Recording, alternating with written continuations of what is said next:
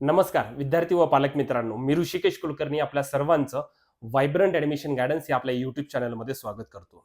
मित्रांनो, ज्या विद्यार्थ्यांना नर्सिंग करायचं आहे महाराष्ट्रामध्ये, अशा सर्व विद्यार्थ्यांसाठी एक चांगली गोष्ट आहे, ते म्हणजे आता नर्सिंगची ॲडमिशन प्रोसेसला सुरुवात होत आहे. अनेक विद्यार्थ्यांनी नर्सिंगसाठीची सीईटीची एक्झाम दिली आहे, रिझल्ट देखील लागलेला होता. विद्यार्थी आणि पालक वाट पाहत होते की ॲडमिशन प्रोसेस केव्हा चालू होईल. तर आता सीईटी सेल कडून, जे कंडक्टिंग ऑथॉरिटी आहे नर्सिंगच्या ॲडमिशन प्रोसेससाठी, त्यांच्याकडून एक नोटिफिकेशन आलेलं आहे. त्याच्यामध्ये रजिस्ट्रेशन, त्याच पद्धतीने इन्फॉर्मेशन बुलेटिन या सर्व गोष्टी पब्लिश केलेल्या आहेत. एक्झॅक्टली गोष्टी कशा पद्धतीने आहेत, रजिस्ट्रेशन केव्हा करावं लागेल, त्यासाठी महत्त्वाच्या गोष्टी काय आहेत, या सर्व गोष्टीचं डिस्कशन आपण या व्हिडिओच्या माध्यमातून करणार आहोत. ज्या विद्यार्थ्यांनी अजूनही व्हायब्रंट ॲडमिशन गायडन्स आपल्या युट्यूब चॅनलला सबस्क्राईब केलं नसेल, त्यांनी लवकरात लवकर करा.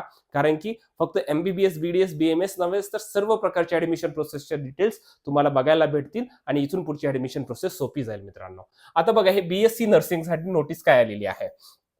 Schedule for centralize admission process for admission to first year BSc nursing courses for academic year 2024-25. याच्यामध्ये बघा काय सांगितलंय. CET cell has conducted MH nursing CET 2024 common entrance test, that is CET exam for admission to first year BSc nursing courses on day, या डेटला.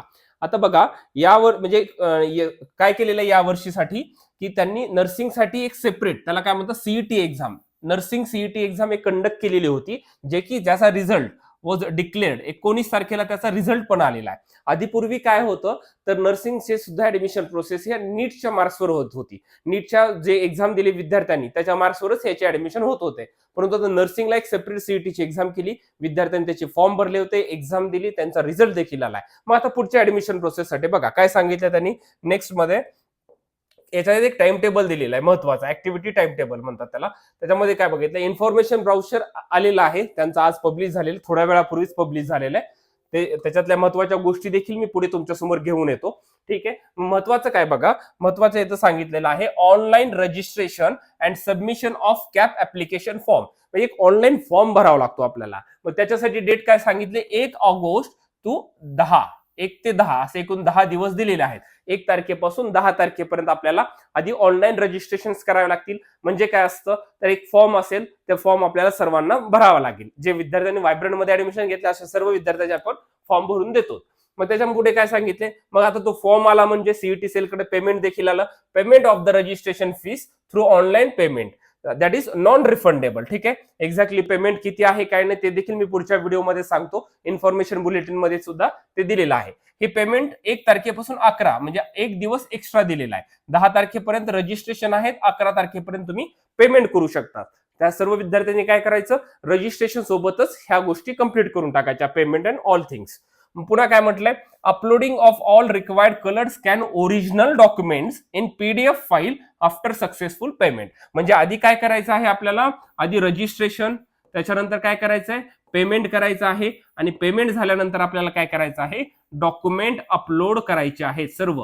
ठीक आहे, document upload करायचे. मग याच्यासाठी देखील 11 तारखेपर्यंतचा वेळ दिलेला आहे. मग पुढे काय सांगितले, publication of merit list. Merit list म्हणजे काय, जे विद्यार्थी पूर्ण नर्सिंगचा फॉर्म भरतील, जेवढे काही महाराष्ट्रामधले विद्यार्थी, त्यांचा मेरिट नंबर म्हणजे त्याला SML नंबर आपण म्हणू शकतो, तर तो मेरिट नंबर येणार आहे 12 तारखेला.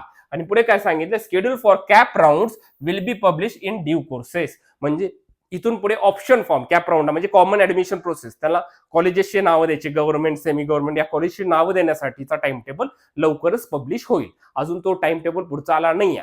सध्या महत्वाची गोष्ट, ज्यांना नर्सिंग करायची त्यांना काय आहे, रजिस्ट्रेशन इज सर्वात जास्त महत्वाचं आहे. त्यामुळे रजिस्ट्रेशन करायचं आहे, पेमेंट करायचं सीईटी सेलचं, आणि आपल्याला त्याच्यामध्ये डॉक्युमेंट अपलोड करायचे, म्हणजेच त्याला पूर्ण ऍप्लिकेशन फॉर्म असं म्हणतात. ह्या ऍप्लिकेशन फॉर्म भरण्यासाठी शेवटची तारीख 10 तारीख आहे, लक्षात ठेवा. ज्यांना नर्सिंग करायचंय, ज्यांनी नर्सिंग सीईटीची एक्झाम दिलेली आहे, अशा सर्व विद्यार्थ्यांसाठी हे महत्वाचा अपडेट आहे. लवकरात लवकर फॉर्म भरून घ्या.